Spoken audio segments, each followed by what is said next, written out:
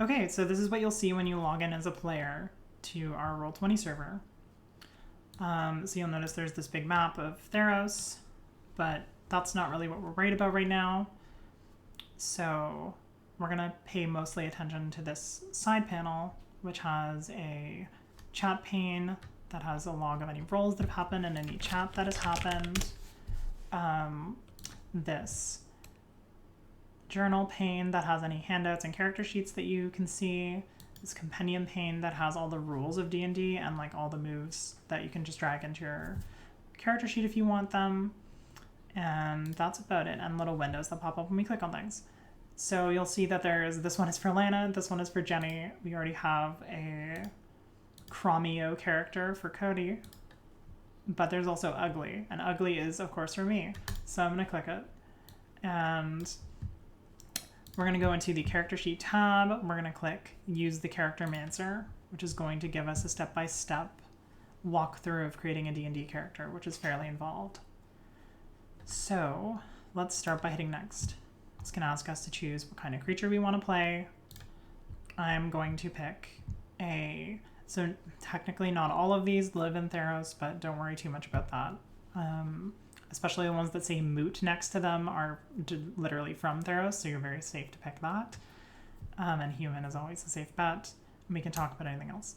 But I'm going to be a big, strong Leonin, because I want to be a cat person. And we can see like that will give me, by default, strength and constitution, which is cool. I think I'll be like a chaotic good person, and I'll probably take some intimidation as my skill proficiency that I get from being a Leonin.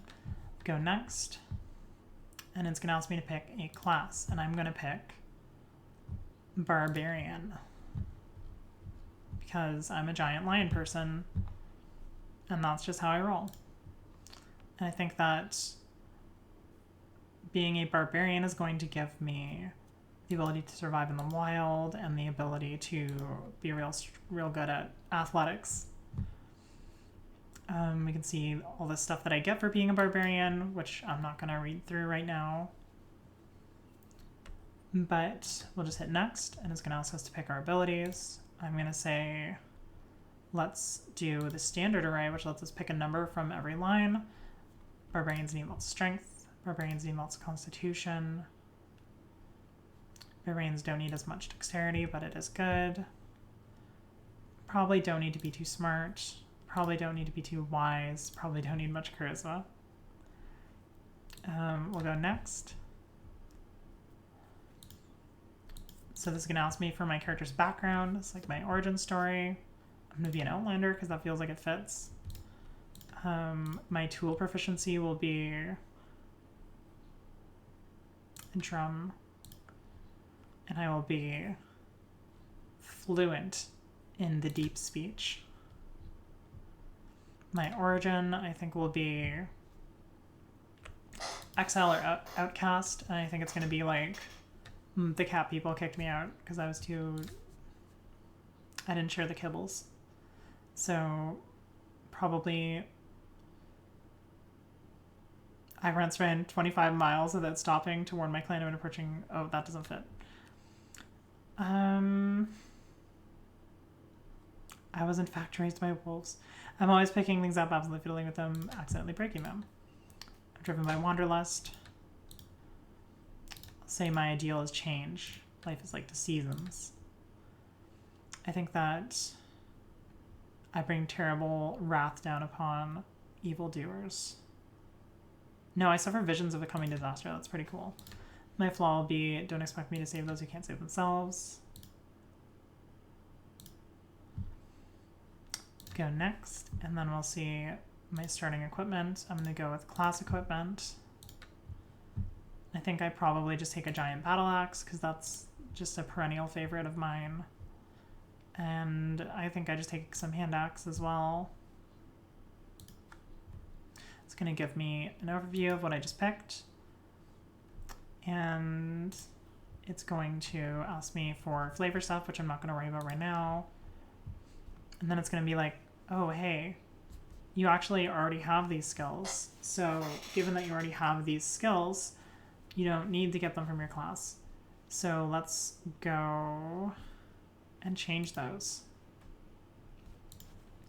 We can change them to animal handling and perception. And then we can go right back. We don't have to hit next all the way through. We can go right back to review. And we'll see that there's no more red text. So now we can just hit apply changes. And now that we've applied changes, you can see our character sheet in all of its glory, which is pretty cool. But in Theros, you're also supposed to have a heroic feat. Now I happen to know which one I want, so I can just type its name in the compendium, and I can just drag it in. And it's gonna just give me that feat on my character sheet.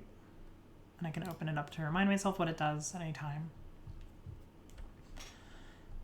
Now, if you don't know what feat you want, you might just type in heroic feats, and it'll explain to you the flavor of why you have these feats in Theros, but also it'll give you some inspirations of how you might have gotten some feats and what feats you might want to use. And then you can just search those up to find them and drag them in. So once you have your character sheet, it's pretty cool. You can click on like strength and it'll just roll it for you. You can click on like animal handling, it'll roll it. You can click on battle axe, it'll roll it. You can click on javelin, it'll roll it. You can click on strength saving throw and it'll roll it. And that's basically it. At this point, I'm ready to go. So that's all I got.